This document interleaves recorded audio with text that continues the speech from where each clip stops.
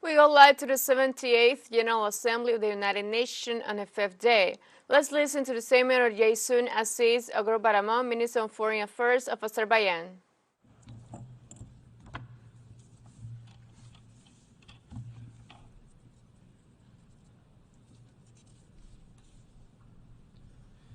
Mr. President, Mr. Secretary General, Excellencies, ladies and gentlemen, I congratulate His Excellency Mr. Denis Francis on assuming the presidency of the 78th session of the General Assembly and thank the ongoing President, His Excellency Mr. Chaba Köreşe, for his hard work over the past year. Ladies and gentlemen, the world continues to face a multitude of challenges that transcend boundaries. From exacerbating climate change trends to rooted poverty, rising tensions, and ravaging pandemics, these challenges plague us all, regardless of our background or location, and require bold and concerted actions. The current state of international politics is becoming increasingly fragmented, leading to division and erosion of multilateralism.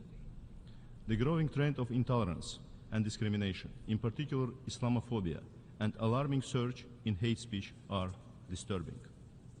To curb this challenge, with centuries-long tradition of diversity and multiculturalism, Azerbaijan firmly believes in fostering dialogue, mutual understanding and respect among different cultures and religions. The government of Azerbaijan has consistently promoted intercultural and interfaith dialogue through significant global initiatives such as the Baku Process and Peace for Culture. Amidst the growing challenges, it is paramount that the United Nations continue to galvanize international solidarity and cooperation. The UN has a mandate to ensure that every nation has an equal voice and is treated on the same footing.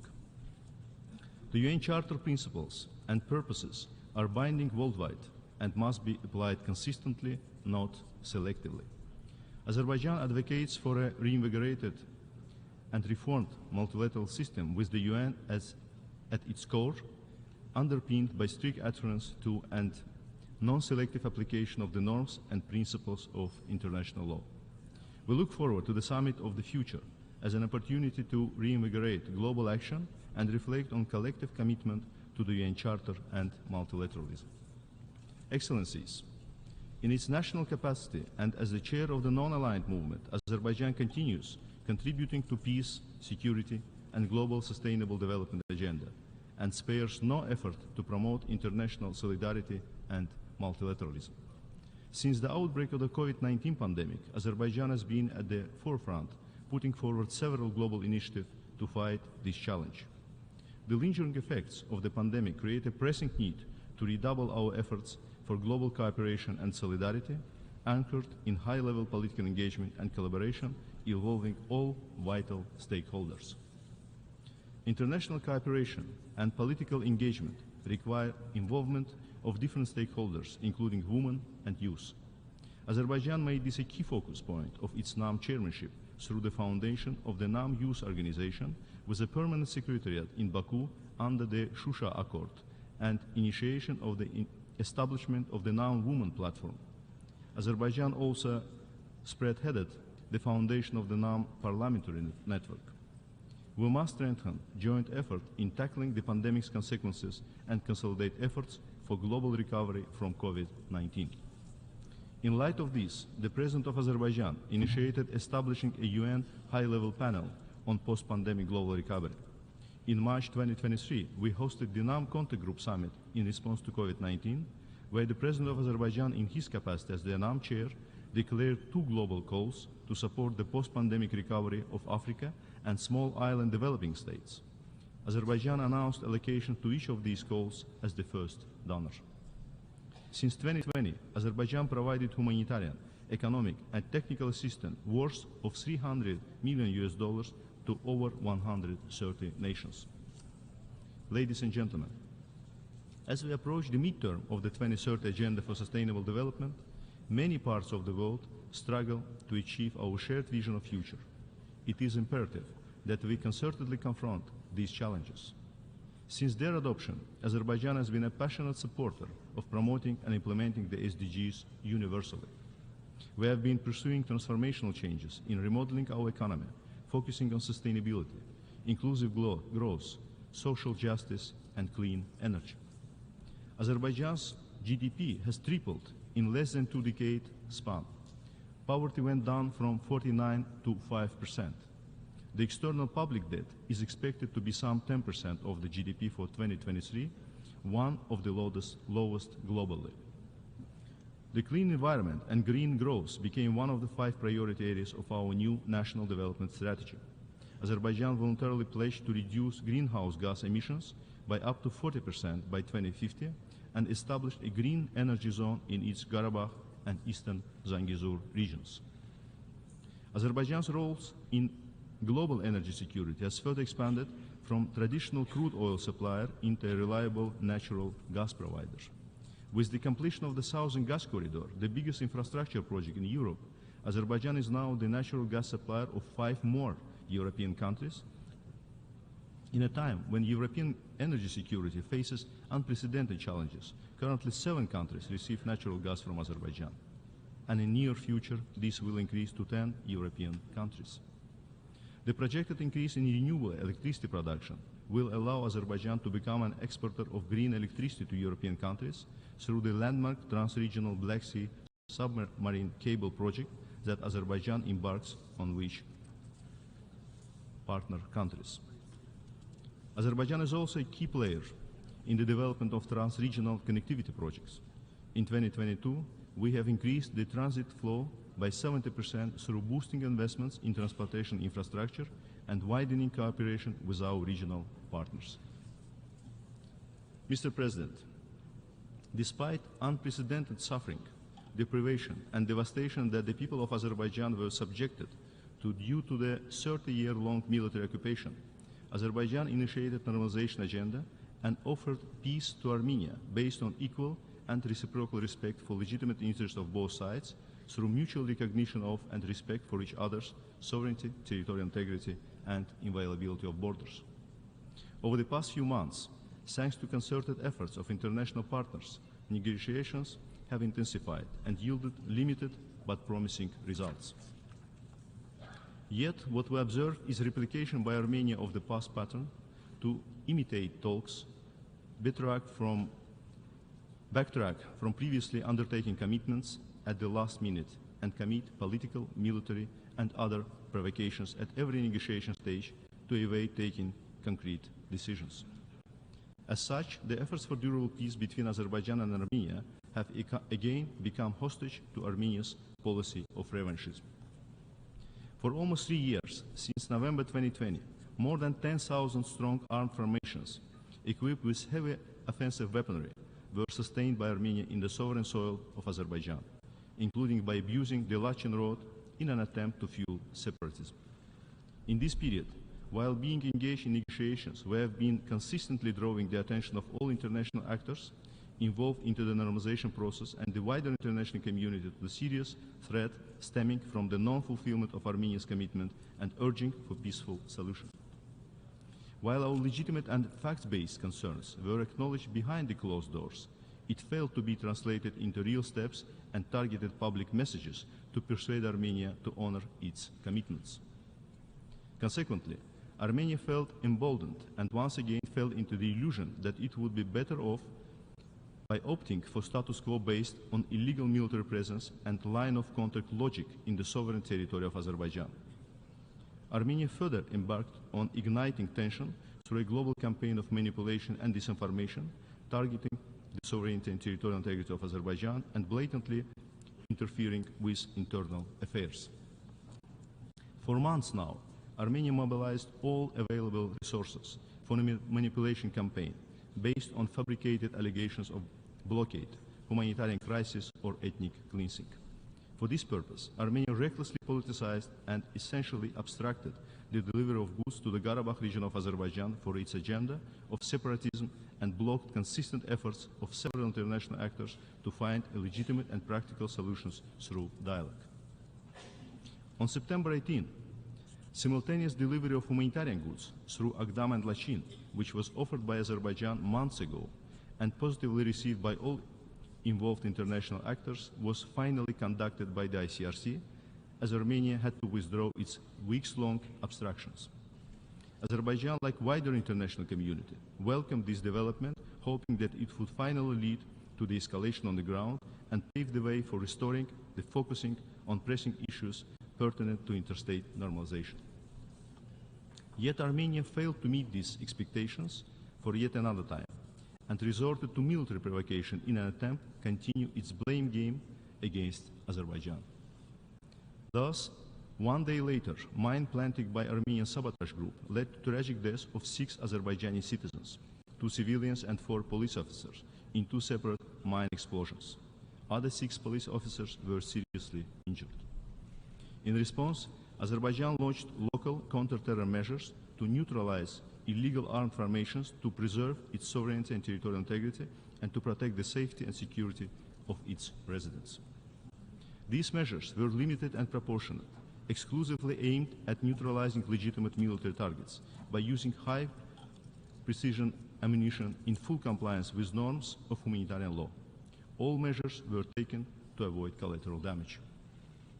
In less than 24 hours, the horrific scale of illegal militarization of territories of Azerbaijan became clear, with neutralization of more than 90 military outposts, 20 combat vehicles, 40 artillery pieces, 30 mortars, 6 electromagnetic warfare systems, and 2 anti-aircraft missile systems. More evidence is being collected now as disarmament continues on the ground. No sovereign state would tolerate illegal military presence on its soil, nor did Azerbaijan. The counter-terror measures taken by Azerbaijan achieved the set goals. Armenia and its subordinate illegal regime were forced to agree to disarm, disband all illegal structures, and withdraw from Azerbaijan. The reason why it did not happen peacefully lies in brazen disregard by Armenia and lack of adequate action by involved third-party facilitators. Excellencies, as counter-terror measures halted, Azerbaijan has now embarked on practical implementation of disarmament, demobilization, and reintegration efforts on the ground. The long overdue meeting of the Special Representative of the Government of Azerbaijan with representative of Armenian residents finally took place on September 21 in the city of Yevlakh. The dialogue will continue as a format to directly discuss the plans of the government for reintegration, as well as to address the issues related to restoration and operation of infrastructures and the delivery of humanitarian goods for public services. The central government institutions have expeditiously started to implement necessary humanitarian support measures. All efforts have now been mobilized to address the immediate needs of the local civilians. On this point, I wish to reiterate that Azerbaijan is determined to reintegrate ethnic Armenian residents of the Karabakh region of Azerbaijan as equal citizens. The constitution, the national legislation of Azerbaijan, and the international commitments we have undertaken provide the solid ground to this end. Excellencies, despite all serious challenges stemming from Armenia's destructive position, Azerbaijan once again reaffirms its readiness for a genuine dialogue and negotiations with Armenia on the basis of equal and reciprocal respect for each other's legitimate interests. We continue to firmly believe that there is a historic opportunity for both Azerbaijan and Armenia to establish good neighborly relations and coexist side by side in peace as 2 sovereign states within their internationally recognized borders. It is high time to seize this opportunity. For that, it is necessary for Armenia to finally realize that rejecting the offer for just and equal peace in expectation of better conditions in the future to achieve revanchist purposes is not viable and has no chance to succeed. Verbal statements by the leadership of Armenia on recognizing the sovereignty and territorial integrity of Azerbaijan, including the Karabakh region, must be transformed into tangible steps. Meaningful engagement by international actors that are able and willing to support Azerbaijan and Armenia in this hour in a fair, impartial, and unbiased manner is critical. It is equally important for all those who are unable to be an honest broker to refrain from projecting their short-sighted agendas into this process. All efforts need to be mobilized to build upon the already achieved progress and finalize the normalization process without further delay. Azerbaijan is determined and steadfast to promote the normalization agenda. Mr. President, along with the interstate process of normalization with Armenia, Azerbaijan launched a large-scale rehabilitation reconstruction efforts to eliminate the harsh consequences of the 30-year-long military occupation of our territories. These activities aim at ensuring the right of hundreds of thousands of Azerbaijanis to eventually exercise their violated right to safe and dignified return.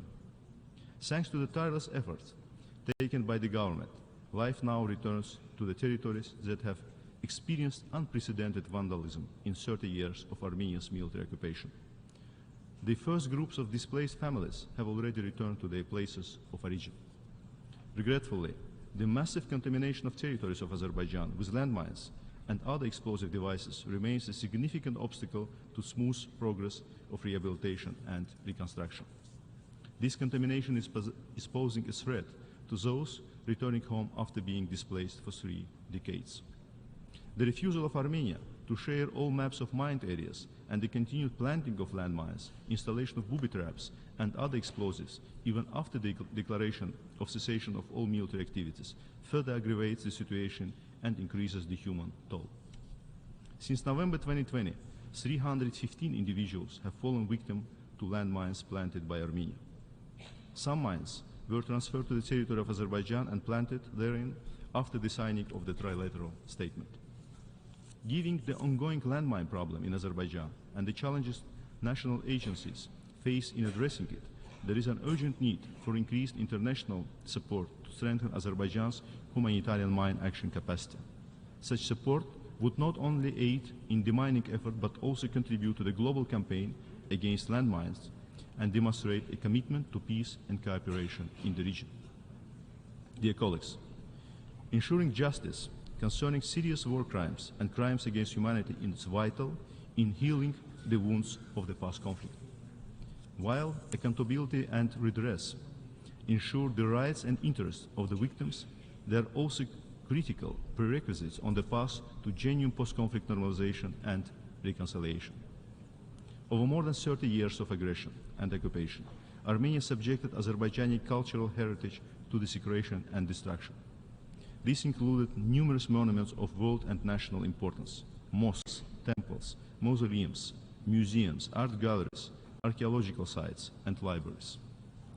The fate of almost 4,000 citizens of Azerbaijan, including 719 civilians who went missing during the conflict, remains unknown. Although several mass graves were discovered in the liberated territories, shedding light on the willful killing of Azerbaijani civilians and other persons protected under international humanitarian law, Armenia refuses to clarify the whereabouts of missing persons. Resolving this issue is essential not only in terms of accountability and the rights of the victims and their families, but also for post-conflict reconciliation and normalization. From 1987 to 1991, Armenia forcefully expelled some 300,000 Azerbaijanis from their ancestral homeland in blatant violation of international law. All Azerbaijani settlements and toponyms in Armenia were renamed, and our historical and cultural heritage deliberately was vandalized and destroyed. Despite repeated calls by the Western Azerbaijani community to launch a dialogue and ensure a safe and dignified return to the homeland, the government of Armenia denies them exercising the fundamental right of return enshrined in the Universal Declaration of Human Rights, the International Covenant on Civil and Political Rights, the Convention relating to the status of refugees, and other important international acts. While remaining committed to its international obligations and open to constructive dialogue, Azerbaijan will not tolerate violations of international law and will continue taking appropriate steps at international level. In particular, Azerbaijan's initiation of judicial proceedings to hold Armenia accountable for grave violations of international human rights law and to bring to justice those responsible for crimes is a significant step towards achieving accountability. Azerbaijan is fully committed to the objective of a peaceful, secure, stable, and prosperous South Caucasus. We will continue the efforts towards advancing post-conflict peace-building, reintegration, and peaceful coexistence, while, as a responsible actor, sparing no effort in all relevant domains, be it post-COVID recovery, global development agenda, or energy security. The challenges we face today require a new commitment to international cooperation and solidarity.